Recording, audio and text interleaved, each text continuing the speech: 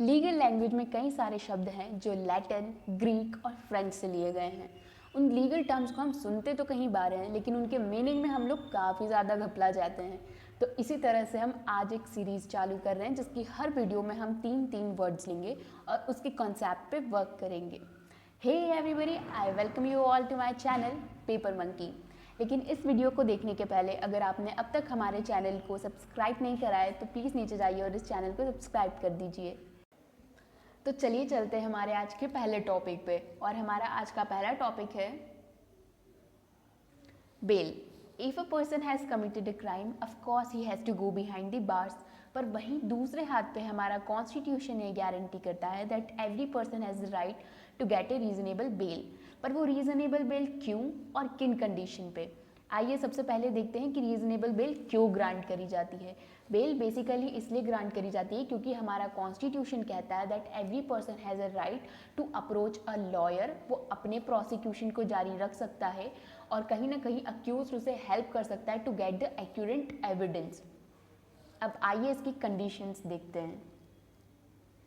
In order to get a bail, the accused has to submit a appropriate amount or a bond as a security to the court.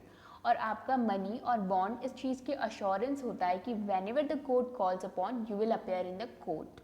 Her case में money और bond का price अलग अलग होता है which depends upon the measure of the case.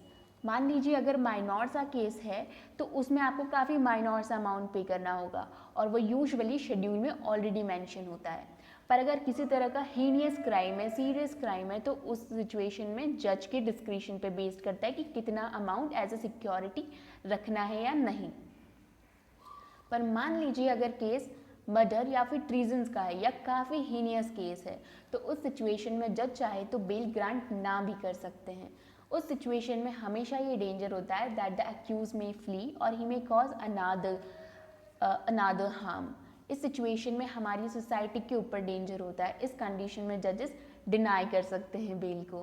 तो चलते हैं हमारे सेकंड टॉपिक पे, इंजंक्शन। पर इंजंक्शन समझने के पहले हम लोग दो एग्जाम्पल देखते हैं।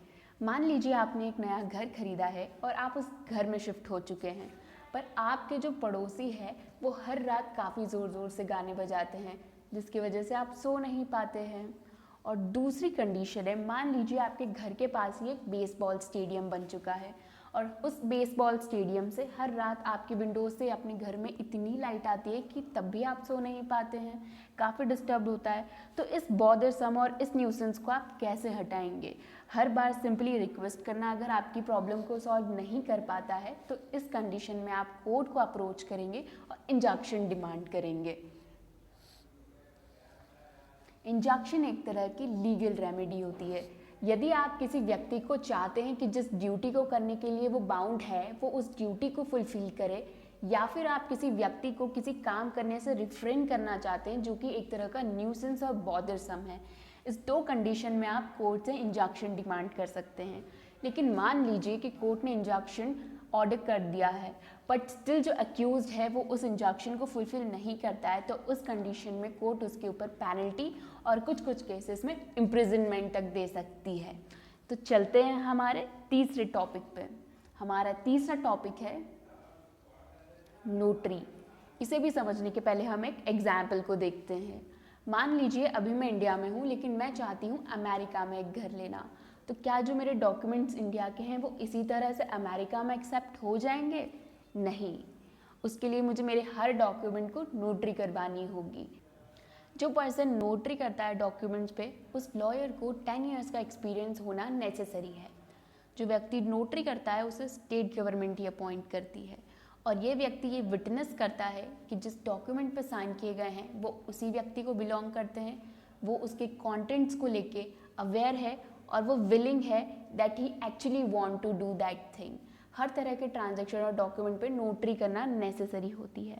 हर कई तरह के इंस्टीट्यूशन हैं जो कि नोटरी पे ही रिलाई करते हैं क्योंकि नोटरी डॉक्यूमेंट्स पे अपना फेथ दर्शाती है। और अगर आप एक डॉक्यूमेंट को नोटरी करवाते हैं तो वो एक कोर्ट में ओथ लेने के बराबर ही माना जाता है। तो चलिए इसके कंटेंट को देखते हैं। ये वही चीज़ आ गई जो मैं आपको ऑलरेडी समझा चुकी हूँ। सबसे पहला पॉइंट जो है वो नोटरी पब्लिक, यानी कि जो व्यक्ति नोटरी करता है उसकी डिस्क्रिप्शन है कि वो सारे ही लीगल अफेयर्स में सारे डॉक्यूमेंट्स को साइन करवाता है और उस विटनेस होता है उस सिग्नेचर के। और दूसरा पॉइंट है कि पब्लिक ऑफिशियल को हमेशा गवर्नमेंट ही अपॉइंट करती है। इसी के साथ मैं आशा करती हूँ कि आपको ये वीडियो पसंद आई होगी, तो प्लीज़ नीचे जाइए और इस वीडियो को लाइक, कमेंट और शेयर करिए।